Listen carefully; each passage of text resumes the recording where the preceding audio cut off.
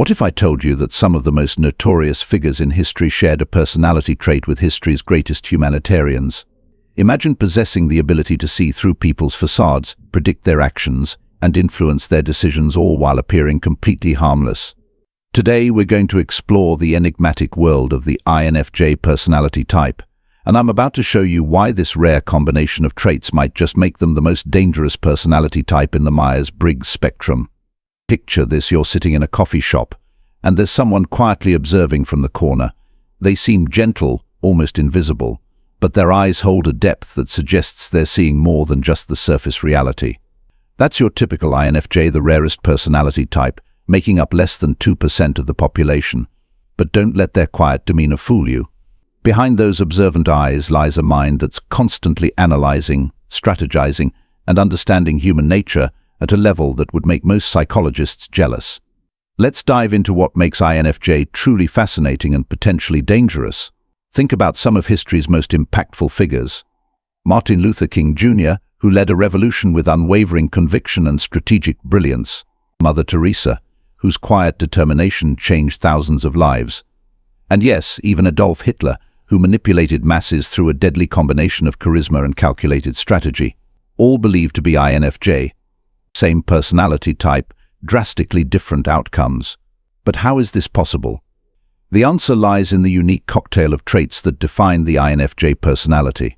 Imagine having a psychological Swiss Army knife, tools that can either heal or harm, depending on how they're wielded. Let's break this down with real-world examples that might hit close to home. The empath's arsenal. Meet Sarah, an INFJ counselor I interviewed for this research. She described her ability to read people like this. Sometimes it's overwhelming. I don't just hear what clients say, I feel what they're not saying. It's like having access to a hidden frequency that broadcasts people's unspoken thoughts and feelings. This isn't just standard empathy, it's what psychologists call advanced pattern recognition, combined with intuitive emotional intelligence. Sarah uses her gifts to help people heal. But now imagine these same abilities in the hands of someone with different intentions. Take the case of James, another INFJ who shared his experience working in corporate negotiations. I always know exactly what buttons to push, he admitted. I can see people's psychological weak points like glowing targets. I try to use this ethically, but I'm always aware of how easily it could be misused. The strategic mind behind the gentle facade. Let's talk about Lisa, an INFJ activist who organized a successful environmental campaign. She planned every step meticulously, predicting and preparing for obstacles months in advance. It's like playing chess, she explained. While everyone else is thinking about the next move, I'm envisioning the entire game, including how people will react emotionally at each stage. This same strategic thinking, when corrupted, can become a blueprint for manipulation. Consider the historical example of Rasputin, who many typologists believe was an INFJ. He combined deep psychological insight with long-term strategic planning to gain unprecedented influence over the Russian royal family. His methods weren't just manipulative, they were calculated with an almost surgical precision. The conviction that moves mountains. The INFJ moral conviction can be their most powerful and dangerous trait. Take Marcus, an INFJ teacher who transformed a failing inner-city school program. His unwavering belief in his students' potential literally changed lives. When I know something is right, he said, it's not just a belief, it's a complete certainty that burns in my bones. But this same unshakable conviction, when attached to harmful ideologies, can create zealots of terrifying efficiency. Look at the example of Charles Manson, who, while not confirmed as an INFJ, displayed many of the type's darker traits. His ability to understand and manipulate people's deepest insecurities, combined with absolute conviction in his twisted vision, created a perfect storm of influence. The door slam, the ultimate defense turned weapon. The infamous INFJ door slam isn't just about cutting people off, it's about emotional self-preservation taken to its extreme. Emma, an INFJ writer, described her experience when I door slam someone. It's like they cease to exist in my emotional universe. It's not that I hate them, they simply become nothing to me. It's scary sometimes how completely I can shut off feelings that were once so intense. This ability to completely detach emotionally can be crucial for self-protection. But it's also what allows INFJ to take difficult action without being paralyzed by emotional consequences. Historical examples: show how this trait enabled INFJ leaders to make decisions that affected thousands of lives without being crippled by immediate emotional repercussions. The perfect mask. One of the most unsettling aspects of INFJ is their chameleon-like ability to adapt to different social situations while keeping their true selves hidden. Rachel, an INFJ marketing executive, explained it this way: I can read a room instantly and become whatever version of myself will be most effective. Meanwhile, no one really knows what I'm thinking or feeling unless I choose to show them. This ability to wear perfect social masks while maintaining inner privacy makes INFJ incredibly difficult to read or predict. They can appear completely harmless while orchestrating complex plans behind the scenes. Think about it in any spy movie. Who's the most dangerous character? Often it's the quiet, unassuming person nobody suspected. The shadow side unleashed. When an INFJ shadow side emerges, their formidable abilities can turn dark with frightening speed. David, a former corporate INFJ turned whistleblower, shared his experience when I discovered the company's ethical violations. Something in me snapped. I spent 6 months methodically gathering evidence and building relationships with key journalists. When I finally struck, the company never saw it coming. They didn't expect the quiet guy in accounting to be capable of orchestrating their downfall. This example shows how an INFJ shadow side can actually serve justice. But imagine these same methodical, patient tactics used for revenge or personal gain. The combination of deep psychological insight, strategic thinking, and emotional detachment can make an INFJ revenge particularly devastating. The modern INFJ digital age dangers and opportunities.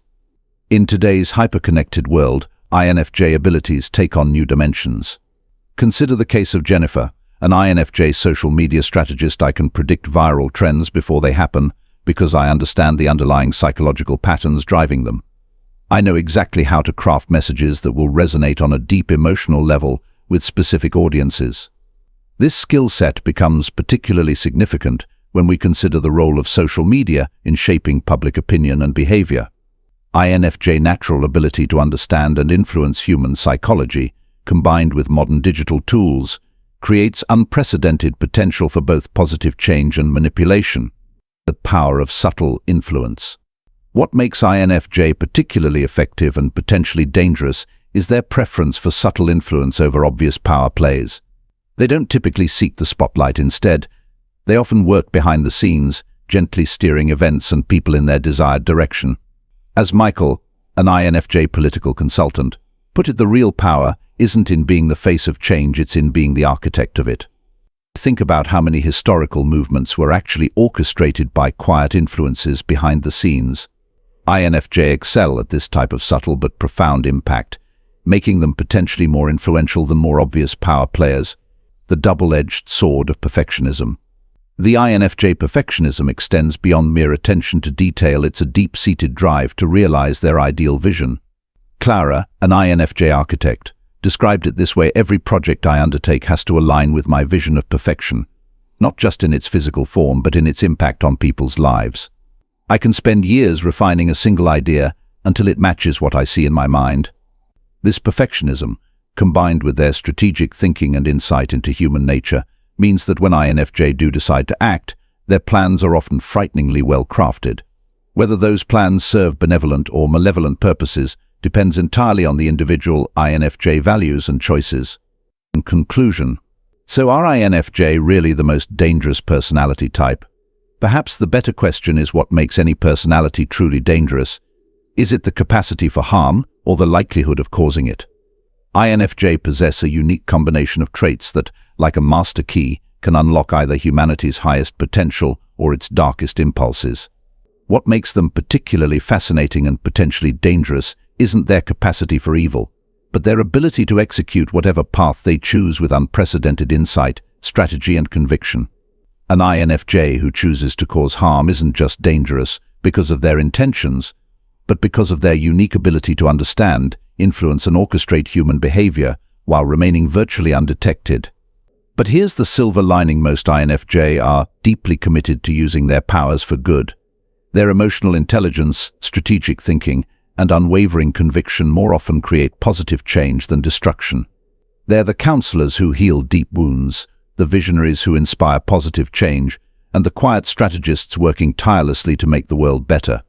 The real danger, perhaps, lies not in the INFJ personality type itself, but in our failure to recognize and understand the profound impact these quiet influences can have on our world.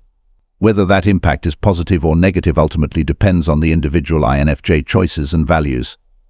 Next time you meet someone who seems to read your thoughts before you speak them, who appears gentle but carries an aura of quiet strength, who listens more than they speak, but when they do speak it's with surprising insight, you might be in the presence of an INFJ. The question is, are they using their powers for good, for ill, or perhaps for something more complex than either? Share your thoughts and experiences in the comments below. Have you encountered INFJ who've had a profound impact on your life? Were they forces for good, or did you experience their darker potential? Let's explore this fascinating personality type together. Remember, understanding the potential darkness within any personality type isn't about feeding fear, it's about promoting awareness and conscious choice in how we use our natural gifts. Whether INFJ or not, we all have the power to choose how we impact the world around us.